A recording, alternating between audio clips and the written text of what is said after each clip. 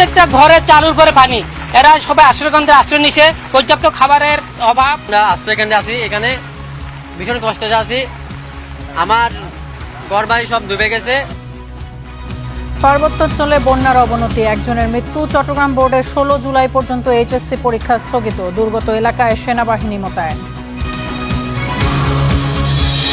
ফরিদপুরের ভাঙায় দাঁড়িয়ে থাকা পিকআপ ভ্যানে বাসের ধাক্কা, ঘটনাস্থলেই 5 জনের প্রাণহানি, মহাসড়কে দীর্ঘ যানজট।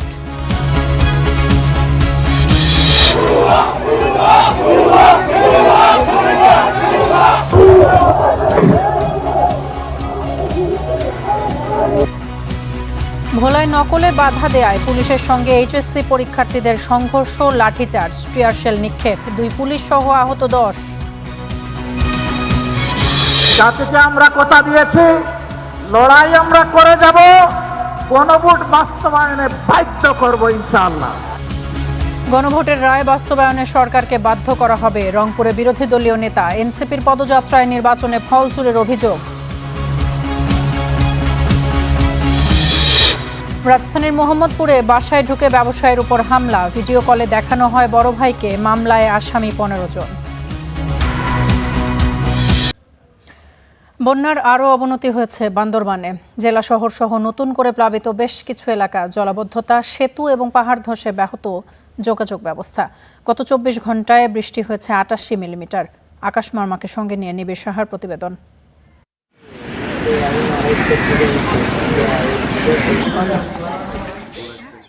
সেতু ধসের এই দৃশ্য বান্দরবন রাঙামাটি সড়কের ব্রিজ কাটায়, এতে পুরোপুরি বন্ধ 2 জেলার সড়ক যোগাযোগ।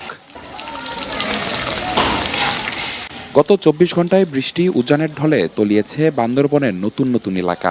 পানির নিচে ক্যান্টনমেন্ট বালুঘাটার মূল সড়ক, যোগাযোগ বিচ্ছিন্নে ভোগান্তিতে হাজারো মানুষ। রাতের মধ্যে বৃষ্টি আবার শুরু হওয়ার কারণে পানি আবার সকালে উঠে দেখি যে বেড়ে গেছে। বান্দরবান থেকে বালাঘাটা যাতায়াত করবো, সেখানেও হাঁটু সমান, কোমরের সমান পানি হয়ে গেছে। চলাচলের অসুবিধা, প্লাস সাধারণ জনগণও খুব ভোগান্তিতে আছে এই বন্যার জন্য। বাড়িঘর তো এখন বৃষ্টির কারণে তো ধসে পড়তেছে। অফ দ্য ব্রিজ এলাকায় পানি বেড়েছে আশঙ্কাজনক হারে। একদিন আগেও যে সড়ক ছিল খটখটে শুকনা, এখন সেখানে গলা সমান পানি।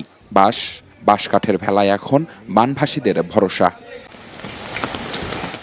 টানা বৃষ্টিতে শনিবার সকালেও চট্টগ্রাম বান্দরবন সড়কের কয়েকটি পয়েন্টে ধসেছে পাহাড়, বন্ধ ছিল যান চলাচল।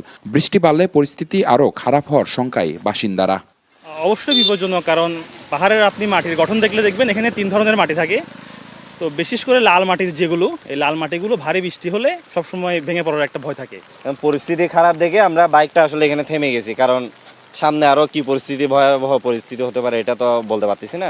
তার মাছ চলে গেছে, আমাদের গর্ত তো চলে যাবে, আর 2 ফুট হলে মারে ভেঙে গড় চলে আসবে। শনিবার বিকেল পর্যন্ত মাতামুহুরী নদীর পানি আধা মিটার ও সাঙ্গু নদীর পানি বইছিল বিপদসীমার 2 মিটার ওপর দিয়ে। কয়েক ঘন্টা আগেও এই বৃষ্টি দিয়ে অনায়াসে পায়ে হেঁটে পার হওয়া গেছে। বন্যার পানি ছিল ব্রিজটির নিচে দিয়ে। বন্যা পরিস্থিতির অবনতি হওয়ায় ব্রিজের ওপরে উঠে গেছে পানি এবং তা পৌঁছে গেছে এখন আমার কোমর পর্যন্ত। স্থানীয় বাসিন্দারা এবং বানভাসীরা যারা রয়েছেন, এতে তারা চরম ভোগান্তিতে পড়েছেন। নিবিড় সাহা, স্টার নিউজ, বান্দরবান।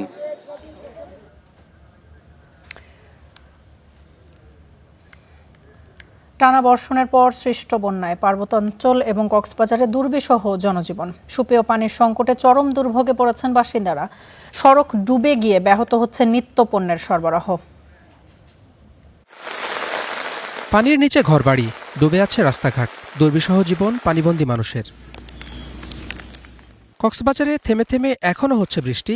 5 উপজেলায় নিম্নাঞ্চল তলিয়ে আছে পানিতে। এর মধ্যে চকরিয়ার ভোগান্তি সবচেয়ে বেশি। প্রশাসনের হিসাবে জেলায় পানিবন্দী 2.5 লাখ মানুষ। আমাদের 71টি ইউনিয়নের মধ্যে প্রায় 69টি ইউনিয়নই ক্ষতিগ্রস্ত। প্রায় 2 থেকে 2.5 লক্ষ লোক পানিবন্দী আছে। তবে সৌভাগ্যের বিষয় যে গতকালকে থেকে বৃষ্টি অনেকটা কমে গেছে, পানি দ্রুত নেমে যাচ্ছে। বান্দরবান, রাঙ্গামাটি আর খাগড়াছড়ির কিছু এলাকায় পানি কিছুটা কমেছে, তবে কমেনি দুর্ভোগ। বন্ধ রয়েছে বাঘাইছড়ি খাগড়াছড়ি সড়ক যোগাযোগ। 3 দিন ধরে আশ্রয় কেন্দ্রে দিন কাটছে অনেকের, সেখানেই রান্না খাওয়া, অপেক্ষা ঘরে ফেরার। প্রত্যেকটা গ্রামে প্রত্যেকটা ঘরে চালুর পরে পানি। এরা সবাই আশ্রয়কেন্দ্রে আশ্রয় নিছে, পর্যাপ্ত খাবারের অভাব, এবং ওরা খুব দুর্ভোগে আছে। আমরা আশ্রয়কেন্দ্রে আছি, এখানে ভীষণ কষ্টে আছি। আমার ঘর বাড়ি সব ডুবে গেছে। আমরা এখানে এখন খাইতে পারতেছি না, লইতে পারতেছি না। এই এলাকার মানুষের বিশাল ক্ষয়ক্ষতির সম্ভাবনা আছে। যারা কৃষক ওদের ফসলের মাঠ তলিয়ে গেছে, আর যারা ব্যবসা বাণিজ্য করে আমাদের ব্যবসা দৃষ্টান ক্ষতিগ্রস্ত। উজানের ঢলে ফেনীতে ঝুঁকিতে পড়েছে নদীটির রক্ষাবাঁধ, পানিবন্দী হওয়ার শঙ্কায় স্থানীয়রা। পানি বাড়লে আমরা আতঙ্কের ভিতরে থাকি। এখানে এখন আজকে দুদিন একটা বাঁশের মুয়া যদি ভিতর গাঙ্গের ভিতরে যাইয়ে ভাঙনা ভাঙতে, আর নইলে 1.5 ফুট জায়গা আছে বাকি। এই আমরা যেখানে দাঁড়িয়ে আছি পানি উন্নয়ন বোর্ড ওইখানে 3বার কাজ করছে। আমার কথা হলো যদি একবার যদি করার মতো করে তো দ্বিতীয়বার তো আর করা লাগে না। তো এখানে 3বার করছে। তো এখানে পানি উন্নয়ন বোর্ড আমি যদি এই কথাটা বলি এটা মিথ্যা হবে না। এখানে চোর ডাকাতের উন্নয়ন হতেছে। বৃষ্টি আর জলাবদ্ধতায় বিভিন্ন জায়গায় ডুবে আছে ফসল, ভেসে গেছে মাছের ঘের। Hasibur Rahman, star news. বৃষ্টি এলেই হাঁটু পানি, অলিগলি থেকে জলাবদ্ধ রাজধানীর রাজপথ, সঙ্গে যানজট, তীব্র হর্ন সহ নানান ভোগান্তি। এই দুর্ভোগের শেষ কোথায়? এখন সেই প্রশ্নের জবাব খুঁজতেই ক্লান্ত নগরবাসী। তবে নগরবিদেরা বলছেন সমন্বিত পরিকল্পনায় ফল মিলতে পারে 2 বছরে। জিশান আহমেদের রিপোর্ট। রাজধানীর মিরপুর, মেঘ ডাকলেই নাকি এখানে রাস্তায় জমে হাঁটু পানি। 27 বছর ধরেই এই অবস্থার সাক্ষী মঈন হোসেন। কিন্তু এর শেষ কোথায় অন্য সবার মতো তারও অজানা। কঠিন ভোগান্তি, যেমন আমার কালকে ধরেন ব্যবসা বন্ধ থাকবো, সব তলিয়ে গেছে, হাউস মাউস ভিতরে সব তলিয়ে গেছে। একমাত্র এই রোডটাই বেশি অশান্তি।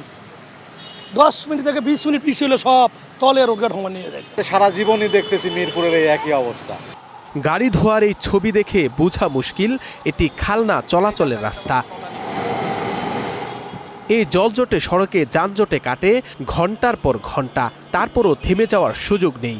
এর সঙ্গে লড়াই যেন নগরবাসীর প্রতিদিনের বাস্তবতা। গাড়িগুলোও ঠিকভাবে পাওয়া যায় না, তো ময়লা নোংরা আবর্জনা পানি আমাদেরকে পায়ে হেঁটে আসতে হয়। অনেক বিরক্তকর, খুবই কষ্ট হইতেছে ভাই। বৃষ্টি হলেই জলাবদ্ধতা হয়, রাস্তাঘাটে এরকম পানি জমে যায়, মানে চলাচল খুবই বাজে অবস্থা হয়ে যায়। এর সঙ্গে আছে তীব্র হর্ন, কালো ধোঁয়া আর ভাগাড়ের ভোগান্তি। এর থেকে রেহাই মিলবে কবে, সে প্রশ্ন প্রায় সবার কণ্ঠে। আজকের কাম তো অলরেডি ওখান থেকে নৌকা দিয়ে মানুষ পার করতে আগে, এখন ভ্যান দিয়ে মানুষ পারাপার করে। এই 31 বছর এই জায়গাটা কোনো উন্নতি দেখতেছি না, এই পানির কোনো অবসান দেখতেছি না। আসা যাওয়ার খুবই আর কি ভোগান্তি। এই যে আসলাম, এই পাশে সব প্যান জামা কাপড় ভিজে গেছে, একবার গেছি ওই পাশ, তো ওই পাশের থেকেও প্যান জামা কাপড় ভিজে গেছে। এই চাপ পড়ছে নগরবাসী শরীর ও মনে, বাড়ছে উচ্চ রক্তচাপ সহ নানা স্বাস্থ্য ঝুঁকি। শহরে জীবনকে দায়ী করতে পারেন আপনি, কারণ এই শহরে আমাদের যে স্ট্রেস, শহরে থাকার যে আমরা রাত্রি জেগে থাকতেছি, আমরা যেমন আমরা বলি হার্টের জন্য হার্ট অ্যাটাক, ব্রেনের ক্ষেত্রে ব্রেন স্ট্রোক, এসব নিয়ে দেখা যাচ্ছে প্রথম তার লক্ষণই হলো ওটা নিয়ে এসে আসলো আমাদের কাছে। এই অবস্থা থেকে বেরিয়ে আসতে সমন্বিত পরিকল্পনায় শুধু নয়, এর কার্যকর বাস্তবায়ন চাইছেন নগর পরিকল্পনাবিদ। বলছেন এই কাজে জনগণকে যুক্ত করা গেলে পরিবর্তন সম্ভব 2 বছরে। সরকারের উচিত টাস্কফোর্স গঠনের মাধ্যমে নগর সরকার ব্যবস্থার মধ্যে দিয়ে, যেখানে জবাবদিহিতামূলক একটি নাগরিক বন্দোবস্ত থাকবে, এবং যেখানে নগর সরকারও 11টা মন্ত্রণালয়ের 54টা সংস্থার বিশৃঙ্খল পরস্পর বিরোধী প্রকল্প এবং সমন্বয়ী কার্যক্রমের বিপরীতে একটি সমন্বিত কর্মধারায় পরিকল্পিতভাবে জনগণকে অন্তর্ভুক্ত করে একটি পরিকল্পিত যাত্রায় ঘুরে দাঁড়াবে। আর সেজন্য শক্তিশালী নগর সরকার ব্যবস্থা গড়ে তোলার পরামর্শ দিচ্ছেন নগরবিদরা। Zishan Ahmed, star news, Dhaka. ফরিদপুরের ভাঙায় বাস চাপায় 5 জন নিহত হয়েছেন, আহত হয়েছেন আরও বেশ কয়েকজন। রাত 8:15টার দিকে ঢাকা খুলনা মহাসড়কের সুয়াদি বাসস্ট্যান্ড এলাকায় এই ঘটনা ঘটে। পুলিশ জানায় ডিম বোঝাই একটি পিকআপ ভ্যান বিকল হয়ে পড়ে। মহাসড়কের পাশেই সেটি মেরামতের চেষ্টাকালে যশোরগামী নড়াইল এক্সপ্রেসের একটি বাস পিকআপটিকে ধাক্কা দেয়। এতে মেরামতের কাজে জড়িতরা বাসের চাকায় পিষ্ট হয়ে ঘটনাস্থলেই নিহত হন। এ সময় ক্ষুব্ধ জনতা বাসটিকে আটক করে আগুন দেয়, তবে পালিয়ে যান বাস চালক। দুর্ঘটনার কারণে মহাসড়ক বন্ধ থাকায় দেখা দেয় দীর্ঘ যানজট।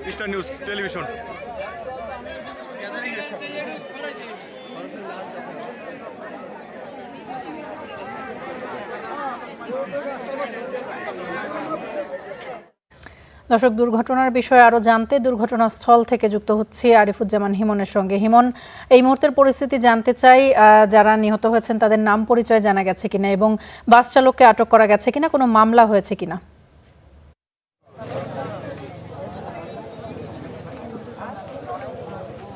তামান্না, পুরো এলাকা জুড়ে কিন্তু এখনও থমথমে পরিবেশ বিরাজ করছে।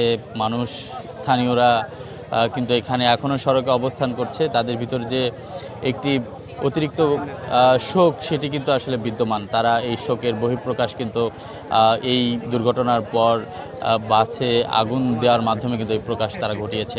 এই যে হঠাৎ করে সন্ধ্যা 7:30 যেই দুর্ঘটনাটি আসলে ঘটেছে, এই ঘটনাকে কেন্দ্র করে কিন্তু এই যে সড়কের যে অব্যবস্থাপনা, অর্থাৎ সড়কের যে অতিরিক্ত গতির কারণে এই ধরনের দুর্ঘটনা ঘটে, এই খুবই কিন্তু স্থানীয়রা ফেটে পড়েছেন। তারা বলছেন যে এই সড়ক এমন একটি জনবহুল সড়ক, যে সড়কে কিন্তু কোনোভাবে এই সড়কে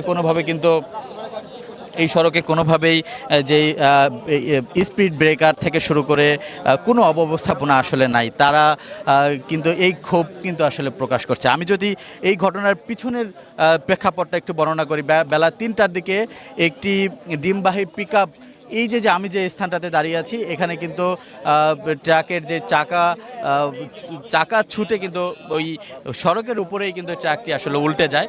তারপর পুলিশের পক্ষ থেকে, হাইওয়ে পুলিশ কিন্তু ঘটনাস্থলে আসে, সেই ট্রাকটি আসলে উদ্ধার করে পরবর্তীতে এই পুলিশকে সহযোগিতা করার জন্য কিন্তু এই স্থানীয় যে সমস্ত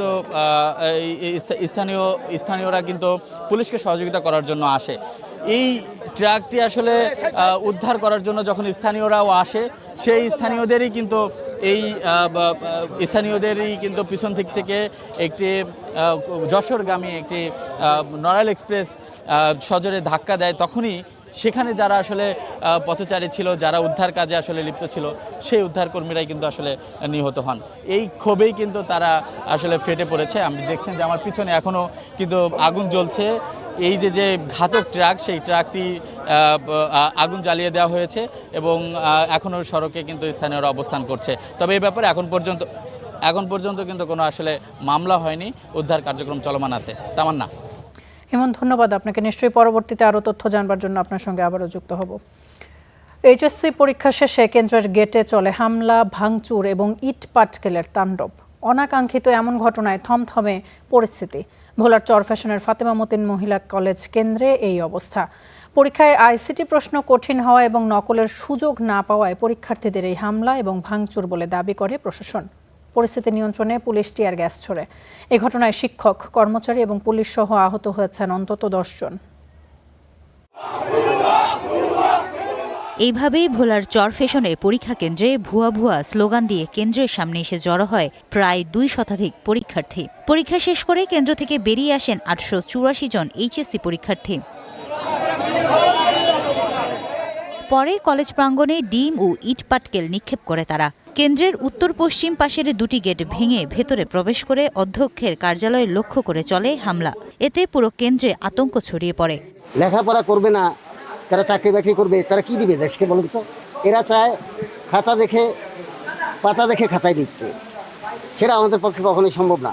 এ ঘটনায় শিক্ষক, কর্মচারী, পথচারী ও ম্যানেজিং কমিটির সদস্য সহ অন্তত 10 জন আহত হন। খবর পেয়ে ঘটনাস্থলে পৌঁছে পুলিশ পরিস্থিতি নিয়ন্ত্রণে প্রথমে শিক্ষার্থীদের সরিয়ে দেওয়ার চেষ্টা করে। পরে পরিস্থিতির অবনতি হলে 2 রাউন্ড টিয়ার গ্যাস নিক্ষেপ করে বিক্ষুব্ধ শিক্ষার্থীদের ছত্রভঙ্গ করা হয়। কিছু পোলাপাইন টিচারদের সাথে বেয়াদবি আচরণ করে যে তাদের এমসিকিউ কমন করে নেয়, তাদেরকে দেখাদেখি করতে দিতে হবে। প্রত্যেকটা রুমেই তারা এইভাবে নকল করার জন্য আমাদের টিচার না দেওয়ার কারণে আমাদের টিচারদেরকে বিভিন্নভাবে অপদস্থ করে। প্রশাসনের দাবি, প্রশ্ন কঠিন হওয়া এবং পরীক্ষার হলে শিক্ষকদের সহযোগিতা না পাওয়ার ক্ষোভ থেকে এই অনাকাঙ্ক্ষিত ঘটনার সূত্রপাত। টিচাররা তাদেরকে সুযোগ দিচ্ছে না, এই মর্মে তাদের মধ্যে শুনলাম।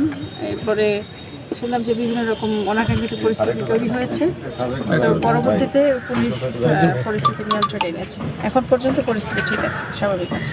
পরিস্থিতি স্বাভাবিক হওয়ার পর উপজেলা নির্বাহী কর্মকর্তার তত্ত্বাবধানে কঠোর নিরাপত্তার মধ্য দিয়ে পরীক্ষার উত্তরপত্র ডাকঘরে পাঠানো হয়। Desk report, star news. সেপ্টেম্বরের মধ্যে 5 জেলায় শিশুদের জন্য বিশেষ সেবা চালু করা হবে বলে জানিয়েছেন প্রধানমন্ত্রী তারেক রহমান। বলেন, উপজেলায় চিকিৎসকদের সকল নিরাপত্তা জোরদার করা হয়েছে। ঢাকা মেডিকেল কলেজের 81তম প্রতিষ্ঠা বার্ষিকীর উদ্বোধনী অনুষ্ঠানে এসব কথা বলেন সরকার প্রধান। আসে উঠছে ঢাকা মেডিকেল কলেজ। স্বাধীনতা সংগ্রাম, ভাষা আন্দোলন সহ সাক্ষী দেশের সব গণতান্ত্রিক আন্দোলনের সময়ের সাথে হয়ে উঠেছে নিম্ন মধ্যবিত্তের চিকিৎসার শেষ ঠিকানা। ঐতিহ্যবাহী প্রতিষ্ঠানটি ৮০ পেরিয়ে ৮১-তে। সকালে প্রতিষ্ঠাবার্ষিকীর অনুষ্ঠান উদ্বোধন করেন প্রধানমন্ত্রী তারেক রহমান। সঙ্গী ঢাকা মেডিকেল কলেজের প্রাক্তন শিক্ষার্থী ডাক্তার জুবাইদা রহমান। কলেজ প্রাঙ্গণেই করেন বৃক্ষরোপণ। মতবিনিময় সভায় প্রধানমন্ত্রীকে সমস্যা সংকটের নানা বিষয় তুলে ধরেন চিকিৎসকরা। এ সময় প্রধানমন্ত্রী সরকারের পরিকল্পনা তুলে ধরার পাশাপাশি চিকিৎসকদের শহরের পাশাপাশি গ্রামে সমান গুরুত্ব দিয়ে চিকিৎসা দেওয়ার অনুরোধ জানান। আমরা যেটা প্ল্যান করছি আগামী 5 বছরের মধ্যে সকল উপজেলার 50 বেডের হাসপাতাল বা 30 বেডের হাসপাতালকে আমরা একসাথে করব এবং ওখানে ল্যাব ফ্যাসিলিটি সহ অন্যান্য ফ্যাসিলিটি গড়ে তুলতে যাচ্ছি, যাতে এই যে আপনার কাছে 700 রোগী 2 দিনে আসলো, এই 700 আসার পরিমাণটা যাতে কমে যায়। ভোটের জন্য আমি যদি গ্রামে যেতে পারি, তাহলে চিকিৎসা দেওয়ার জন্য পবিত্র দায়িত্ব হিসেবে আপনি কেন উপজেলা বা ইউনিয়ন পর্যায়ে যাবেন না? বক্তব্যে প্রধানমন্ত্রী জানান, উপজেলায় চিকিৎসকদের জন্য সকল নিরাপত্তা ও চিকিৎসা ব্যবস্থা জোরদার করা হয়েছে। বলেন, সেপ্টেম্বরের মধ্যে 5 জেলায় শিশুদের জন্য বিশেষ সেবা চালু করা হবে। বাচ্চাদের জন্য 1000 বেডের হসপিটাল আমরা সারা দেশে চালু করতে সক্ষম হব। আগামী কতদিনে চালু হতে পারে? সেপ্টেম্বর মাসে আমরা টার্গেট করছি, ইনশাআল্লাহ সেপ্টেম্বর মাসের মধ্যে এগুলো চালু করব। এটাতে যেটা হবে, স্পেশালাইজড কোনো চিকিৎসার জন্য এই বাচ্চা বা এই ফ্যামিলিগুলোকে ঢাকায় দৌড় দিতে হবে না। নেক্সট 5 ইয়ার্সের মধ্যে আমরা এটা জিডিপি টোটাল বাজেটের আমরা হেলথ খাতে বরাদ্দ 5% নিয়ে যেটা আমাদের পরিকল্পনা আছে। প্রধানমন্ত্রী চিকিৎসকদের প্রতি রোগীদের আস্থা ফিরিয়ে আনতে কাজ করার আহ্বান জানান।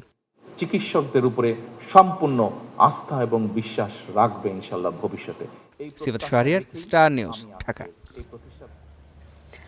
তিস্তা নিয়ে আর পরিকল্পনা নয়, বাস্তবায়নের দাবি জানিয়েছেন বিরোধী দলীয় নেতা জামায়াত আমির। রংপুরে 11 দলীয় ঐক্যের বিভাগীয় সমাবেশে এই দাবি জানান তিনি। আর শেখ হাসিনা দেশে ফিরলে আইন অনুযায়ী সর্বোচ্চ শাস্তি নিশ্চিতের দাবি জানিয়েছেন এনসিপির নাহিদ ইসলাম। রংপুরে 11 দলীয় ঐক্যের বিভাগীয় সমাবেশ। বৈরী আবহাওয়া উপেক্ষা করে এতে অংশ নেন নেতাকর্মীরা। সমাবেশে প্রধান অতিথি জামায়াত ইসলামের আমির ও বিরোধী দলীয় নেতা শফিকুর রহমান। তিস্তা নিয়ে আর আশ্বাস নয়, বাস্তবায়নের দাবি তুলে ধরেন তিনি। জুলাই সহ সব গণহত্যার বিচার দাবি করেন বিরোধী দলীয় নেতা। আর নির্বাচনের আগে জাগো বাহে তিস্তা বাঁচাও, এই আন্দোলন করেছে, কিন্তু তিস্তা নিয়ে এই বাজেটে 10 টাকারও কোনো অ্যালোকেশন নেই। 2006 সালের 28 অক্টোবর থেকে শুরু করে এরা যে খুনের রাজনীতির সূত্রপাত করেছিল, মহাহত্যাযজ্ঞ গণহত্যা যারা চালিয়েছে, একেবারে সেই বিপ্লবের প্রতীক শরীফ উসমান হাদির হত্যাকাণ্ড পর্যন্ত সকল বিচার করতে হবে। জলাবদ্ধতা নিরসনে কার্যকরী পদক্ষেপ নিতে সরকার ব্যর্থ হয়েছে বলে অভিযোগ করেন এনসিপির আহ্বায়ক নাহিদ ইসলাম। সীমান্তে পুশ ইন, হত্যা বন্ধ সহ বিভিন্ন দাবি তুলে ধরেন তিনি। শেখ হাসিনা দেশে ফিরলে সর্বোচ্চ শাস্তির দাবি জানান নাহিদ ইসলাম। বিএনপি সকল গণ অভ্যুত্থানের সুবিধাভোগী এবং সকল গণ অভ্যুত্থানের সাথে এই বিএনপি প্রতারণা করেছে। ডিসেম্বরে কে একজন দেশে আসার পরিকল্পনা করছে। আমরা ফাঁসির দড়ি রেডি করে অপেক্ষা করছি। আপনি ডিসেম্বরে আসুন, আর যখনই আসুন ফাঁসির দড়িতে তাকে ঝুলতেই হবে। সমাবেশে 11 দলের অন্য নেতাকর্মীরাও বক্তব্য রাখেন। তারা গণভোটে রায় বাস্তবায়ন সহ বিভিন্ন দাবি জানান। তত্ত্বাবধায়ক সরকার। Mahmud Rafin, star news, Rangpur. Speaker Hafiz Uddin Ahmed বলেছেন, 25শে মার্চের ক্র্যাকডাউনের আগে সুযোগ থাকার পরও স্বাধীনতার ঘোষণা দিতে রাজি হননি শেখ মুজিবুর রহমান। সে কারণেই স্বাধীনতার প্রকৃত ঘোষক জিয়াউর রহমান। অন্যদিকে মুক্তিযুদ্ধ বিষয়ক মন্ত্রী বলছেন, 71-এ জাতির বিতর্কিত ভূমিকা ছিল, তা স্বীকার করে জাতির সামনে ক্ষমা চাইতে হবে। 71-এর রণাঙ্গনে গৌরবময় ভূমিকা ছিল ইস্ট বেঙ্গল রেজিমেন্টের। সে ইতিহাস স্মরণ করতেই মহাখালীতে সমবেত অবসরপ্রাপ্ত সেনা কর্মকর্তাদের সংগঠন রাওয়ার সদস্যরা। এই মুক্তিযুদ্ধকে কেন্দ্র করে দেশকে বিভক্ত করা হলো, কারা করেছে? প্রতিবেশী দেশ। এতে যোগ দিয়ে মুক্তিযুদ্ধ বিষয়ক মন্ত্রী বলেন, দেশকে ঐক্যবদ্ধ রাখতে হলে 71-এ যাদের বিতর্কিত ভূমিকা ছিল তা অকপটে স্বীকার করে জাতির কাছে ক্ষমা চাইতে হবে। 71-এ যাদের বিতর্কিত ভূমিকা ছিল, যারা 71-এ মুক্তিযুদ্ধের বিপক্ষ হয়ে দাঁড়িয়েছিলেন, তাদেরকে এগিয়ে আসতে হবে, জাতির সামনে তাদের এই বিষয়টাকে অকপট স্বীকার করে জাতির সামনে তাদেরকে ক্ষমা চাইতে হবে। প্রধান অতিথির বক্তব্যে মুক্তিযুদ্ধের নানা ঘটনা প্রবাহ স্মরণ করেন বীর মুক্তিযোদ্ধা স্পিকার হাফিজ উদ্দিন আহমদ। এ সময় তিনি জানান, স্বাধীনতার প্রকৃত ঘোষক জিয়াউর রহমান, আর রণাঙ্গনের নেতৃত্বে ছিল ইস্ট বেঙ্গল রেজিমেন্টই। ক্র্যাকডাউনে অবহিত পূর্বে প্রথম প্রধানমন্ত্রী তাজউদ্দিন সাহেব, আওয়ামী লীগের সাধারণ সম্পাদক, তিনি শেখ মুজিবুর রহমানের কাছে গিয়েছেন, গিয়ে বলেছেন যে পাকিস্তানিরা আক্রমণ করতে যাচ্ছে, দেশের মানুষ স্বাধীনতা চায়, এখনো সময় আছে, আপনি স্বাধীনতা ঘোষণা করুন। শেখ মুজিবুর রহমান সাহেব বললেন যে না, আমি বিচ্ছিন্নতাবাদী হতে পারি না, পাকিস্তান বাংলাতে আমার কোনো অবদান থাকুক এটি আমি চাই না। এই সময় যে কোনো জাতি অবদমিত হয়ে যেত, চুপচাপ হয়ে আত্মসমর্পণ করত। এমনই এক মহেন্দ্রক্ষণে জনগণের পক্ষে, মা বোনদের ইজ্জত রক্ষার জন্যে, দেশের মানুষের জীবন রক্ষার জন্যে বিপুল প্রতিরোধ গড়ে তুলেছে ইস্ট বেঙ্গল রেজিমেন্ট। এই সময় স্বাধীনতার ঘোষণা দিয়েছেন মেজর জিয়াউর রহমান। এটি হলো প্রকৃত সত্য। মুক্তিযুদ্ধের সঠিক ইতিহাস তুলে ধরে বিভক্তির বিপরীতে জাতিকে ঐক্যবদ্ধ করার আহ্বান জানান ইস্ট বেঙ্গল রেজিমেন্টের সাবেক সেনা কর্মকর্তারা। Mahmudul Hasan, star news, Dhaka. 15 থেকে 20 লাখ টাকা ঘুষ দিয়ে চাকরি নেওয়া শিক্ষক কি শেখাবেন, এমন প্রশ্ন তুলেছেন খোদ প্রধানমন্ত্রীর রাজনৈতিক উপদেষ্টা রুহুল কবির রিজভী। স্কুল ফান্ড বাড়লেও শিক্ষার মান কেন বাড়ছে না তা খতিয়ে দেখার তাগিদও দিয়েছেন তিনি। অন্যদিকে শিক্ষকদের বিএনপির রাজনীতির বদলে শিক্ষার্থীর নৈতিক শিক্ষায় মনোযোগী হওয়ার পরামর্শ ক্রীড়া প্রতিমন্ত্রীর। শনিবার সকালে রাজধানীর মিরপুরে মণিপুর উচ্চ বিদ্যালয় ও কলেজে একাডেমি ও প্রশাসনিক উন্নয়নে বার্ষিক প্রশিক্ষণ কর্মশালার সমাপনী অনুষ্ঠান আয়োজন করে প্রতিষ্ঠানটি। অনুষ্ঠানে শিক্ষকদের রাজনৈতিক মানসিকতা পরিহার করে নৈতিক শিক্ষা এবং সামাজিক মূল্যবোধের ঘাটতি পূরণে শিক্ষার্থীদের উদ্বুদ্ধ করার আহ্বান জানান ক্রীড়া প্রতিমন্ত্রী।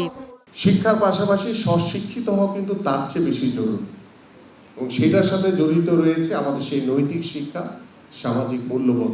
আমি আশা করি যে আপনাদের মাধ্যমে আমাদের প্রথম এই তরুণ প্রজন্ম, বিশেষ করে জেনজি প্রজন্ম, তাদেরকে আমরা সবাইকে নিয়ে, কারণ তাদের উপরেই কিন্তু ভবিষ্যৎ বাংলাদেশ, তাদেরকে এগিয়ে দিয়ে আমরা কিভাবে আমাদের নতুন বাংলাদেশকে গড়তে পারি। আর শিক্ষক নিয়োগে আর্থিক লেনদেনের বিষয়ে ক্ষোভ প্রকাশ করে শিক্ষার মান নিয়ে প্রশ্ন তুলেন অনুষ্ঠানের প্রধান অতিথি রুহুল কবির রিজভী।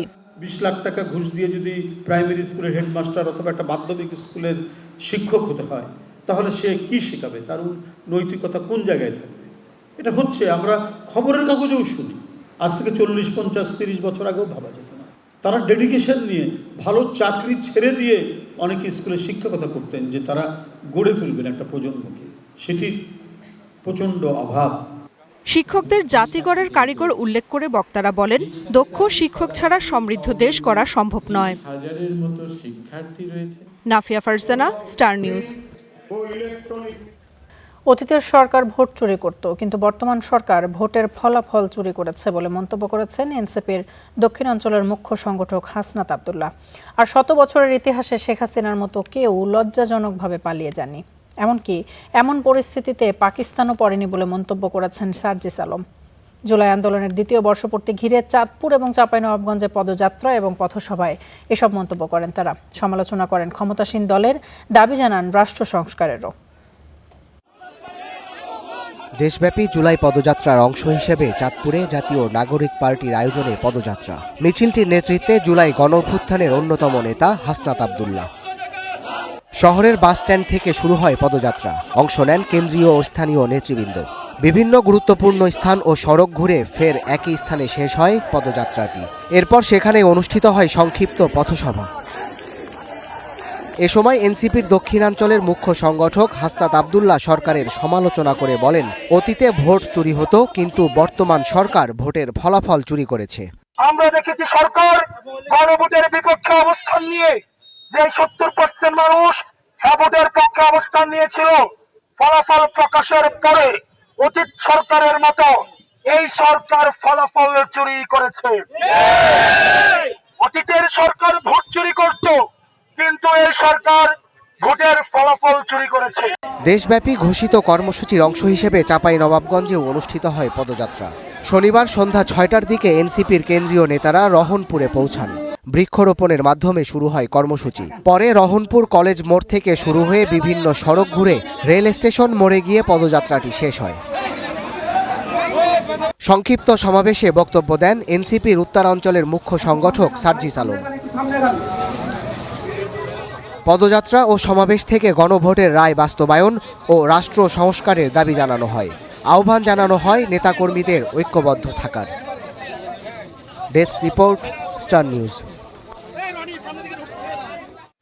শেখ হাসিনার দেশে ফেরার ঘোষণা রাষ্ট্রের ব্যর্থতার বড় নজির বলে মন্তব্য করেছেন সাবেক চিফ প্রসিকিউটর তাজুল ইসলাম। আর বর্তমান চিফ প্রসিকিউটর আমিনুল ইসলাম সাফ জানিয়েছেন, জুলাই হত্যাযজ্ঞে বিচার প্রশ্নে কোনো ছাড় দেওয়া হবে না এবং সহসাই শুরু হবে দল হিসেবে আওয়ামী লীগের বিচার কাজ। শনিবার শিল্পকলা একাডেমিতে আয়োজিত এক অনুষ্ঠানে এসব কথা বলেছেন তারা।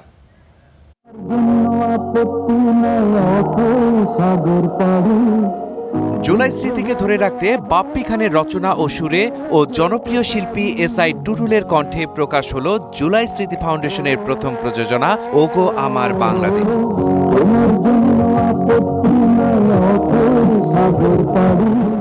উপস্থিত ছিলেন জুলাই যোদ্ধা, সংসদ সদস্য, অন্তর্বর্তী সরকারের উপদেষ্টা সহ বিশিষ্টজনরা।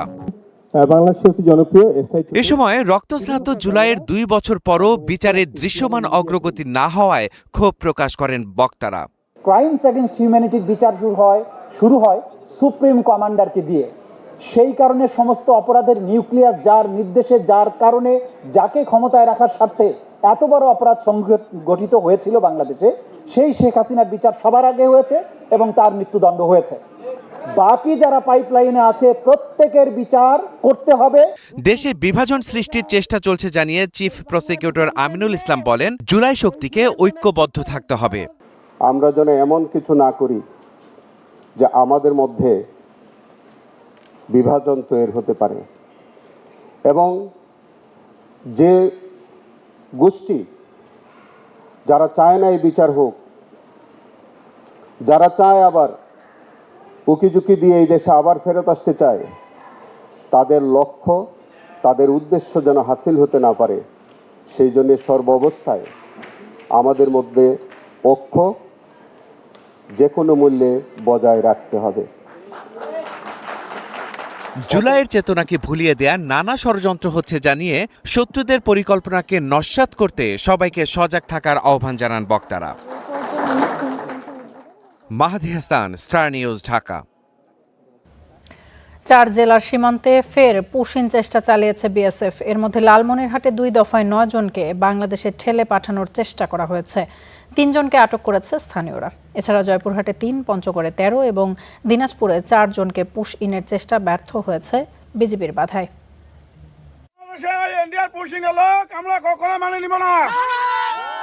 পুশ ইন চেষ্টার প্রতিবাদে লালমনিরহাটের পাটগ্রাম সীমান্তবাসীর এই বিক্ষোভ প্রতিবাদ। শনিবার রাতের আধারে বুড়িমারি সীমান্ত দিয়ে প্রথমে 6 জনকে পুশিনের চেষ্টা করে বিএসএফ। তাদের মধ্যে 3 জনকে আটক করে স্থানীয়রা। ভোররাতে আরও 3 জনকে বাংলাদেশে ঠেলে পাঠানোর চেষ্টা করে বিএসএফ। রাত্রে মনে করে পার করে দিয়েছে, আমরা এটা মেনে নিব না, আমরা ফেরত দিব। পুশিন চেষ্টা হয়েছে জয়পুরহাটের পশ্চিম রামকৃষ্ণপুর সীমান্তে। 2 নারী সহ 3 জনকে বাংলাদেশে ঠেলে পাঠানোর চেষ্টা ব্যর্থ হয়েছে বিজিবির বাধায়। ইন্ডিয়া থেকে অনুপ্রবেশ মনে করে যে পাঠাচ্ছে ওরা লোকজন, 3টা মহিলা পাঠাইছে, আমরা ইতিপূর্বে আটক করছি।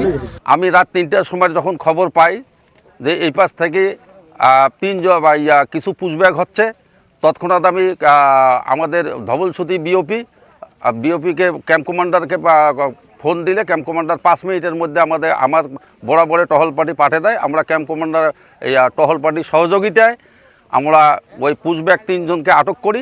পঞ্চগড় সীমান্তেও একই চিত্র। 13 জনকে পুশিনের চেষ্টা করেছে বিএসএফ, সেখানেও বাধা দিয়েছে বিজিবি। আপনারা আসেন, আমরা এক জায়গায় বসে মিটিং করি, কারণ আমাদের মিটিং এর পর আমাদেরকে সময় শেষ হলে রিপোর্ট দিতে হবে। আপনারা তাড়াতাড়ি আসেন আর আপনাদের লোকজন 3 জন মহিলাকে সসম্মানে ফেরত নিয়ে যান। ভারতের পশ্চিমবঙ্গের রাজনীতিতে ক্ষমতার পালাবদলের পর থেকেই সীমান্তে চলছে পুশিন চেষ্টা। Hasibur Rahman, star news. মোহাম্মদপুরে হাউজিং ব্যবসায়ীকে হত্যার হুমকি এবং হামলা চালিয়েছে দুর্বৃত্তরা। সেই ঘটনা ভিডিও কলে দেখানো হচ্ছিল তাদের কোনো এক বড় ভাইকে। এই ঘটনায় 4 জনের নাম সহ 12 থেকে 15 জনকে আসামি করা হয়েছে মামলায়। শুক্রবার সন্ধ্যা মোহাম্মদপুরে নিজ বাসার গ্যারেজে অবস্থান করছিলেন ব্যবসায়ী আবু কোম্পানি ও তার লোকজন। এ সময় দেশীয় অস্ত্র হাতে সেখানে ঢোকে মুখে মাস্ক পরা 10 থেকে 15 জন যুবক। নানাভাবে হুমকি ধামকি দিয়ে আবু কোম্পানি ও তার লোকজনকে মারধর শুরু করেন তারা। এ ঘটনায় প্রতিবাদ করলে তাদের এক প্রতিবেশীকেও মারধর করে দুর্বৃত্তরা। আবু বকর কোম্পানি এবং ওনার ভাতিজা ইয়ার হোসেন ভাই এই দুজনকে 8-10 জন ছেলে পেলে কিশোর গ্যাং বড় বড় ছুরি নিয়ে সামুরাই নিয়ে ঘেরাও কইরা পিটাইতেছে, গালাগালি করতেছে, মারধর করতেছে। কিশোর গ্যাংয়ের উৎপাত এবং এই উপদ্রবে আমরা মোহাম্মদপুরবাসী অতিষ্ঠ। নিঃসন্দেহে মোহাম্মদপুর একটা অভিজাত এবং শান্তিপূর্ণ এলাকা। এই মোহাম্মদপুরের শান্তি নষ্ট করতেছে কিশোর গ্যাং। আমি আবু কোম্পানি কয় তুই অন্যের জমি দখল করস, তুই উমুক দল করস। তা বলে না, আমি কোনো দলও করি না, আমি ব্যবসায়ী, আমি ব্যবসা করি, আমি কারো জায়গা জমি দখল করি না। যদি কারো জায়গা জমি দখল করে থাকি তাহলে আমাকে দেখান, আমি তার জায়গা ছেড়ে দিব। দেখান, আমাকে প্রমাণ দেখান, আন্তাজে বললে তো হবে না। এটা বলার পরেই ওরা মানে একজনের নির্দেশে আসছে, আসার পরেই সামুরাই চাকু দিয়ে মানে ছুরি দিয়ে সমানে মাইর শুরু করছে। এই মোহাম্মদপুরটাকে এইসব গ্রুপ, বিভিন্ন গ্রুপে এরা ভাড়া খাটে এবং এই মোহাম্মদপুরটাকে এরা অশান্ত করে তুলছে। এ ঘটনায় চাঁদ উদ্যান এলাকার হেলাল, মুন্না, শাওন ও রায়হান নামে 4 জন সহ অজ্ঞাত 10 থেকে 12 জনের বিরুদ্ধে থানায় মামলা হয়েছে। পুলিশের ধারণা পূর্ব বিরোধের জেরে এই হামলা। ওনার একটা হাউজিং ব্যবসা রয়েছে, এই ব্যবসাকে নিয়েই মেনলি এই শত্রুতা এবং পূর্ব শত্রুতার জের ধরেই কালকে এই হুমকির ঘটনাটি ঘটেছে এবং 2 জন ভুক্তভোগী এখানে রয়েছেন যারা খুব হালকা আঘাতপ্রাপ্ত হয়েছেন। তো আমরা একটি অভিযোগ পেয়েছি, সেখানে কয়েকজনের নামও আমরা পেয়েছি এবং তাদের আড়ালেও কিছু গডফাদারদের নাম থাকতে পারে বলে আমরা সন্দেহ করছি। আমরা সবগুলো বিষয় নিয়ে আমরা এই খুব গুরুত্ব সহকারে এই মামলাটি তদন্ত কার্যক্রম পরিচালনা করছি। 5 আগস্টের পরপর আবু কোম্পানির এই বাসা থেকেই র্যাব ও সেনাবাহিনীর পোশাক পরে 75 লাখ টাকা ও 80 ভরি স্বর্ণ লুট করা হয়। এ ঘটনায় মামলা হলে গ্রেপ্তার হন বেশ কয়েকজন। মামলাটি ডিবিতে তদন্তাধীন রয়েছে। Sabbir Ahmed, star news, Dhaka. দেশের কৃষি উৎপাদন এবং সার সরবরাহ ব্যবস্থার সঙ্গে যুক্ত শীর্ষ সংগঠন বাংলাদেশ ফার্টিলাইজার অ্যাসোসিয়েশনের 2026-27 সেশনের চেয়ারম্যান হিসেবে নির্বাচিত হয়েছেন মোহাম্মদ মোশাররফ হোসেন। 1896 ভোট পেয়ে তিনি চেয়ারম্যান পদে নির্বাচিত হয়েছেন। তার নিকটতম প্রতিদ্বন্দ্বী মোর্শেদ মিল্টন পেয়েছেন 43টি ভোট। এছাড়া অর্থ পরিচালক পদে 1844 ভোট পেয়ে নির্বাচিত হয়েছেন মোহাম্মদ আলাউদ্দিন চৌধুরী। তার নিকটতম প্রতিদ্বন্দ্বী মোহাম্মদ এনামুল হক পেয়েছেন 95টি ভোট। শনিবার পুরান ঢাকার একটি কনভেনশন সেন্টারে সকাল 9টা থেকে শুরু হয়, বিকাল 5টা পর্যন্ত চলে এই ভোট গ্রহণ। নির্বাচনে 4198 ভোটারের মধ্যে ভোটাধিকার প্রয়োগ করেছেন 2198 জন ভোটার। নতুন নেতৃত্বে আগামী 2 বছরে দেশের সার ব্যবসা, নীতিগত সংস্কার এবং কৃষকের কাছে সার সরবরাহ ব্যবস্থার উন্নয়নে অবদান রাখবেন বলে আশা ভোটারদের।